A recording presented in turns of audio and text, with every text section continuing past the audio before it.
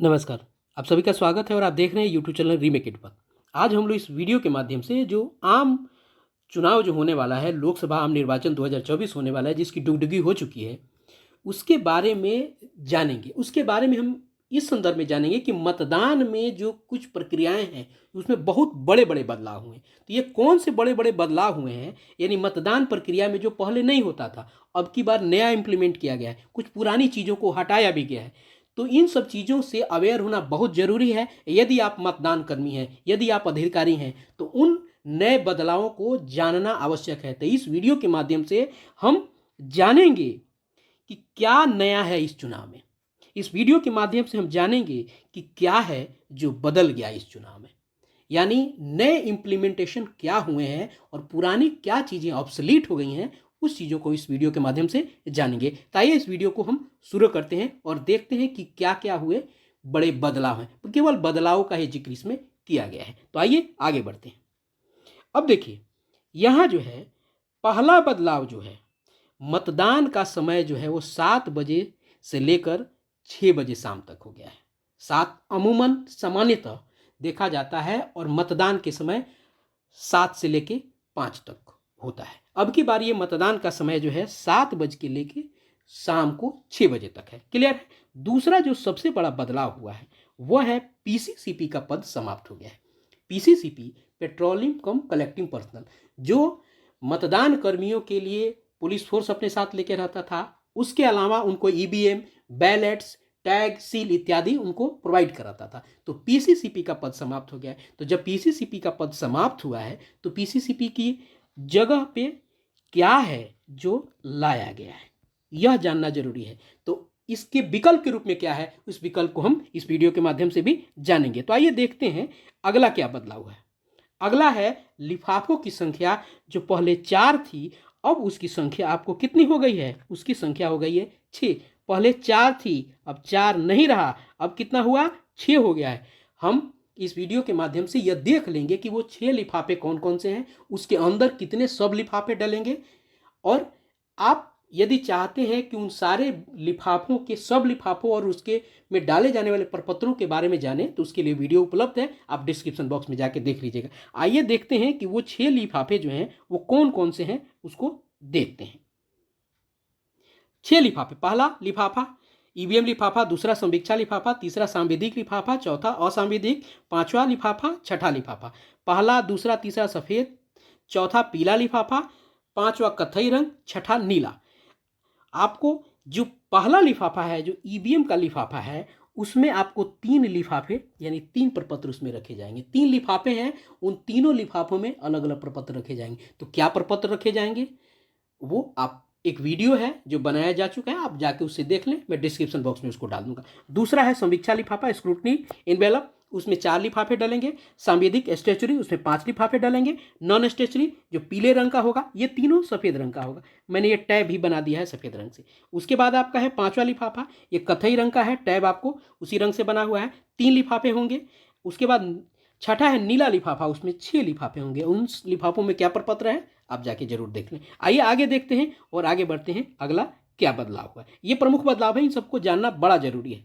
आइए देखते हैं कि क्या है अगला। अगला बदलाव जो है, अब देखिए यहाँ ईवीएम, सीयू और बीयू, अब यह संबंधित आपको हो गया किससे? यह संबंधित हो गया आपको जो पीसीसीपी का वर्क होता था। अब पीसीसीपी का वर्क कैसे काम करेगा, इस चीज को यहाँ बताया गया है। तो जैसे ईवीएम, सीयू, बीयू और वीवीपैट, आप जानते हैं कि चूंकि अब वीवीपैट की बात हो गई है, यहाँ वीवीपैट M3 मॉडल है, तो M3 ये बताना जरूरी नहीं था कि चूंकि विधानसभा M3 मॉडल से हुआ था। M3 मॉडल में क्या होते हैं, आपको उसमें है कि 24 आपको सीयू के साथ 24 बीयू लग जाते हैं। 24 बीयू लग जाते हैं किसके साथ? M3 मॉडल के जो आपको सीयू होते हैं, तो M3 मॉडल के सीयू के साथ ये चुनाव हो रहा है। तो वो नया नहीं है, पुराने से होता आ रहा है, उसका जिक्र मैंने इसलिए यहाँ नहीं किया है। अब देखते हैं कि जब देखिए यहाँ ईवीएम में सीयू, बीयू और वीवीपैट है, टेंडर बैलेट है, सील, उसके बाद आपको टैग्स, टैक्स भी है, यहाँ टैग लिखना छूट गया है, ये टैग है आपको टैक्स। टैक्स भी डिस्पैच सेंटर पर ही मिलेगा।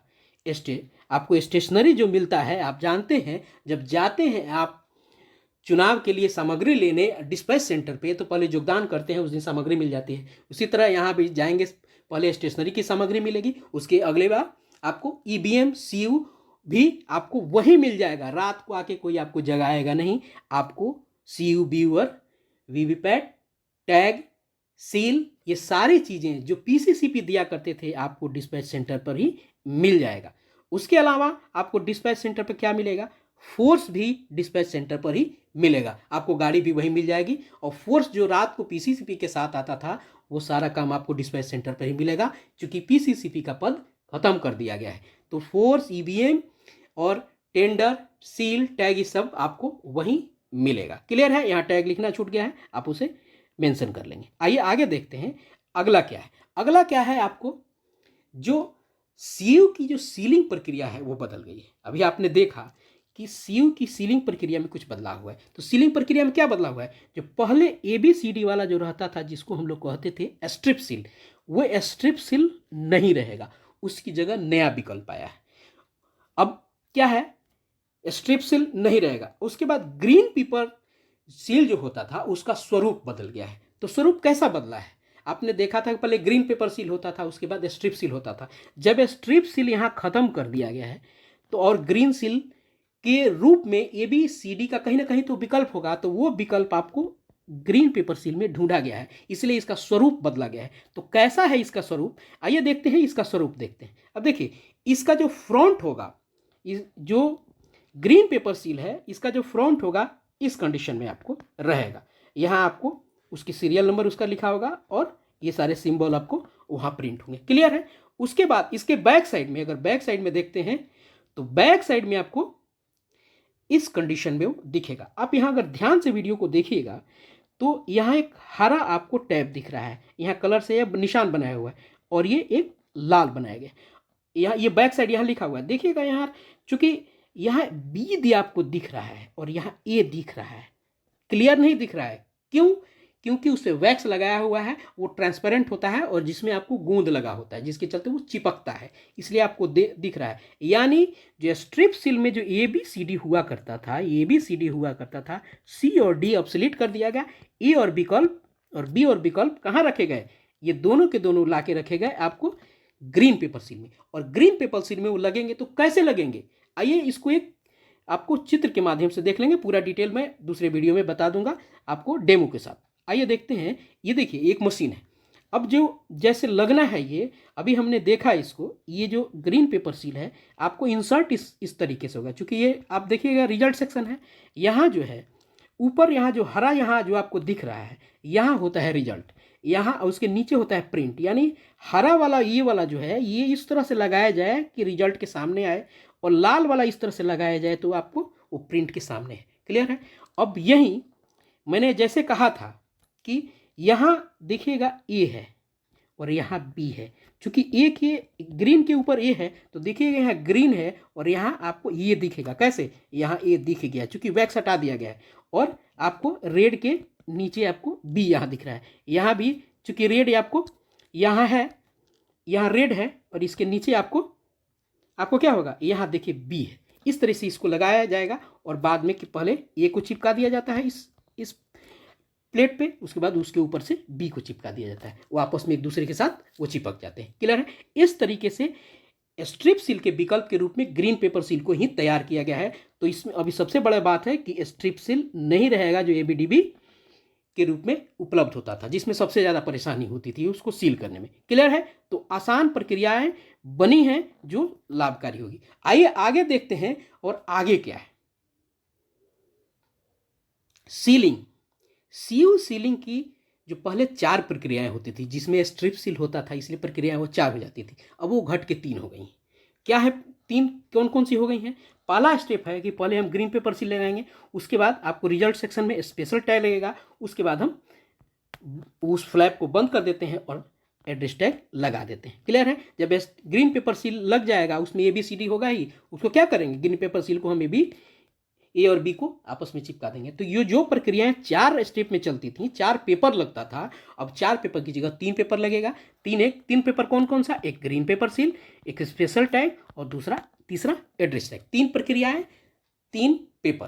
क्लियर है? यह बड़ा बदलाव है। स्टेप में जो सीलिंग की प्रक्रिया है उसमें बदलाव है। मैंने पूरी प्रक्रिया नहीं बताई है, जो बदलाव है वही प्रक्रिया बताए। अगले दूसरे वीडियो में आपको सारी प्रक्रियाओं से डिटेल में बताएंगे, लेकिन यह जानना जरूरी है क्योंकि बहुत सारे लोग जो चुनाव कराने जाएंगे उनको पुराने अनुभव हैं, उनको सारे एक्सपीरियंस हैं, तो नए बदलाव को जानना बड़ा जरूरी है। आइए देखते हैं अगला क्या है। अगला जो बड़ा बदलाव है वह है पोलिंग एजेंट के संबंध में। पोलिंग एजेंट की जो अर्हता थी वो बदली गई है अब की बात। पहले पोलिंग एजेंट उस बूथ का वोटर होना बताया जाता था और उसके लिए वो मान्य था कि उस वोट का वोटर जो है उस बूथ का वो हो। अब की बार क्या किया गया है कि जिस विधानसभा क्षेत्र में वह बूथ है, जिस मतदान केंद्र पे पोलिंग एजेंट को नियुक्त करना है, तो उस विधानसभा में अगर वो वोटर कहीं भी है, जिस विधानसभा में वो बूथ आ रहा है, वो मतदान केंद्र आ रहा है, तो अगर वो उस विधानसभा क्षेत्र का कहीं का भी वोटर हो तो उसको पोलिंग एजेंट बनाया जा सकता है।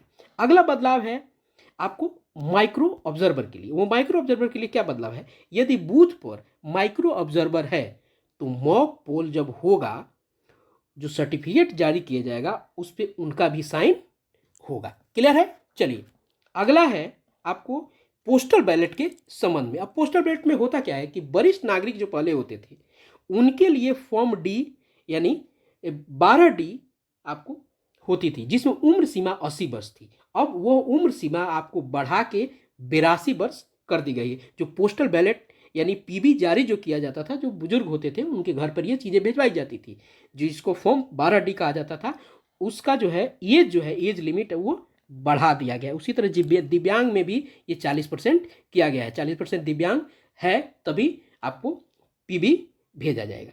अगला है आपको जो बदलाव है वो रियल पोल आरंभ करने से पहले एक काम करना है।